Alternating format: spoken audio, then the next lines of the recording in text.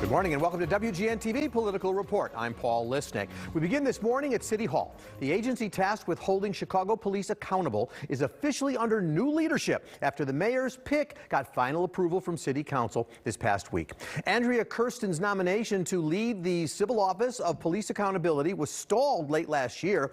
A group of aldermen were upset that COPA recommended discipline for slain officer Ella French for her role in the botched 2019 raid on Anjanette Young's home. That report was finalized in April before French's death, but wasn't released to the public until November, weeks after she was killed during a traffic stop while on duty. Kirsten apologized to the French family and said she regretted the report's timing. After two tension-filled hearings, many of her critics said they'd changed their minds. We are paid to represent the people in our community, and we can't pick and choose who we represent. We're paid to represent all of them. And so the thought that we want to hurt her back for her doing what she was supposed to do.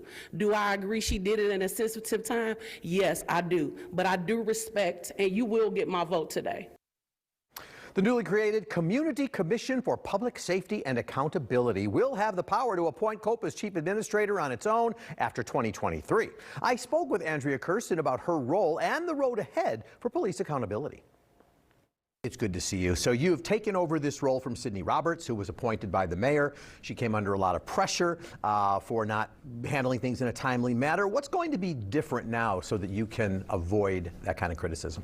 Well, I think criticism from sort of all angles is really something that we have that happens frequently in this role, right? We do a job where no matter what we decide in a particular case, our outcomes are usually somewhat divisive. People tend to agree with one side or another of what the work is that we do. So criticism comes with the territory, but you mentioned timeliness, and I think that in the last 4 years since COPA came into existence, we've really worked on improving our investigative processes, sort of the integrity of our work, and now I look forward to my tenure as chief administrator being able to really focus on operational efficiency to create additional timeliness and just deliver resolution to Chicagoans on these important cases. So COPA obviously fits into a broader structure of lots of monitoring and enforcement apparatus. How will COPA help CPD to abide by the requirements of the consent decree that exists? Sure. So the consent decree actually speaks directly to COPA in several different ways. So we have our own requirements under the consent decree, but something that I think is really useful and that not a lot of people understand about the role of COPA is that we also have the ability to make policy recommendations to the department. And in fact, the department and their training division in particular reaches out to us frequently, and they just submitted a request to us recently about our feedback based on our investigative observations and outcomes. What is it that they can do to improve their training plan going forward? So I think that's probably the single biggest way that we can assist the Chicago Police Department in achieving greater consent decree compliance. So COPA obviously doesn't operate in a vacuum, right? As I mentioned, there's other kinds of agencies. There's the Office of the Inspector General, Police Internal Affairs, another new agency, the Civilian Police Accountability Council run by Adam Gross. So how will COPA kind of coordinate the inner workings of all of this process? Well, I think that COPA's role, our primary mandate is, of course, our investigations. So we will continue to proceed with timely investigations with respect to the cases that fall under our jurisdiction. But communication and coordination across the public safety portfolio is a really important component. I often use the phrase, independence, which is something that we have at COPA, does not mean isolation. We don't work in a vacuum, and we have to have stakeholders that we have relationships with. And I've, in my time at COPA, in all the roles I've occupied, worked very hard to better develop some of those relationships and look forward to doing so as chief administrator. Will that new civilian group I talked about, do they work with you? Do they work for you? I mean, it's kind of yet to be determined as the commissioners are put into place, but they certainly don't work for us. They are an independent commission that also has, rights and responsibilities with respect to making policy recommendations and sort of overseeing some of COPA's operations as well. When we want to change policies or procedures, they will have a say in how that works, which I think is important. COPA as a civilian organization, we do feel we represent Chicagoans and the community through our own staff, but having another community voice in the broad, issues of police accountability is really important. So obviously budget is critical for you to do what you do. There's an ordinance that creates COPA and all of that, and you're supposed to have, I think it's 15% of the money that the CPD has, and right now you're a couple million short on that. How does that influence your work, your transparency, and all of that, and getting things done timely when you're not getting the budget you're promised? It's 1% 1% of the Chicago I'm Police sorry, Department. yes. That's a big difference. Yeah. It's 1%. And you raise an excellent point. The way that 1% is calculated has, very different outcomes depending on the calculation. And when I appeared before City Council last fall talking about budget and making our requests for budget this season, that question was posed to me. And I said our first and foremost responsibility really is to be kind of good stewards of the money that we've been given. And so within the framework of how that calculation has been happening historically, I think we've worked as an agency to do the most we can with the resources we have. But I look forward to working with the Office of Budget Management about how that 1% does come to be calculated so that we get the full benefit of what the ordinance intended for our agency and its resources.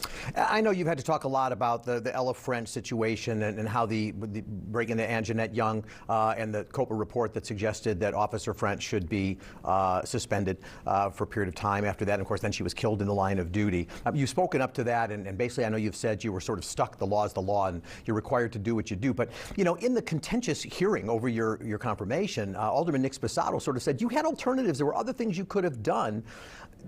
What did you learn? What do we learn about your decision-making style in terms of you might see what an ordinance says, you're stuck, or can you think outside the box a little bit to say, I don't want the result and the hurt this might create?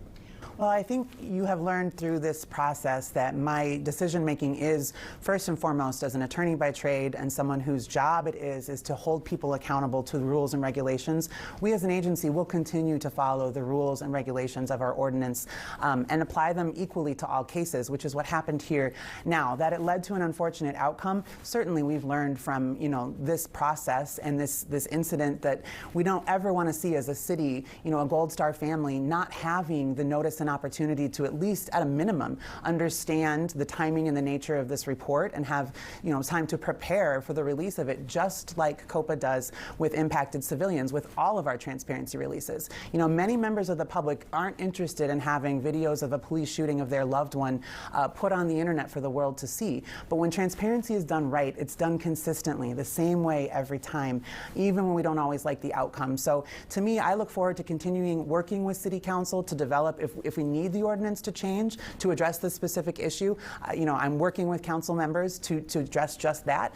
But to me, what was really important and valuable about this process, painful though it was for me personally, is that I think it got the city thinking about transparency. Transparency is what brought COPA into existence in 2017 and the call for greater transparency. Now, several years in, coming up on a 5-year anniversary, we are once again kind of confronted with the realities of robust transparency in police reform and accountability issues. And that conversation is important and one for all Chicagoans to be engaged in. Obviously, you face criticism, commentary, whatever you want to call it. I mentioned the mayor's criticism of your predecessor, Sidney Roberts, sort of forcing her to resign, or it would seem. It's not just the mayor; it's City Council, it's FOP, so you've got criticism and challenges potentially coming from so many different entities. City Council, for one. So talk about your role in terms of how you manage all of those entities who are watching you. I mean, we have to do our job the same way every time. That's why we have to follow the rules to the letter they are prescribed. We don't really have the ability to sort of exercise independent discretion or judgment or try to cater to one narrative or another. We understand that our work and its outcomes, while critically important, is not always popular. And that's just a part of what we've signed up for as, a civilian oversight agency. What kind of ability do you have, and I don't mean your capabilities, but I mean to think outside the box so that, when we talked about the Anjanette Young, Ella French situation, it was sort of like you felt like your hands were tied. So how tied are your hands in the way you do your job, the way you do your work, and the way COPA will do its thing? How much freedom do you have? I mean, we have some pretty stringent requirements, whether it's based on our ordinance or the consent decree mandates. There are processes by which we are expected and required to do the job, but the way that we deliver those processes, I try to really instill a sense that the work that we do must be grounded in empathy and fairness, and we have to be willing to maybe sometimes go the extra mile. Something people probably don't realize about COPA is we have staff who are really solely dedicated to community engagement and sort of walking alongside impacted parties and families throughout our process and making sure they understand, even if it's an outcome that they weren't expecting or don't agree with, we try to understand or make sure they understand the process. So having procedural fairness in what we do, I think is where we get to kind of color outside the lines a little bit. But when it comes to the contours of an investigation, they're controlled largely by the collective collective bargaining agreements, the processes in which a case moves from complaint to investigation to review and then ultimately the Chicago Police Board, that's a large infrastructure that we don't have a lot of control over. But what I hope that we can control and what I hope to continue improving on is how people are treated, civilian and sworn, when they come to our office to resolve these cases. Angie Kirsten, good luck in your new role, new permanent role, and we'll be watching you. Thank you. Thank you.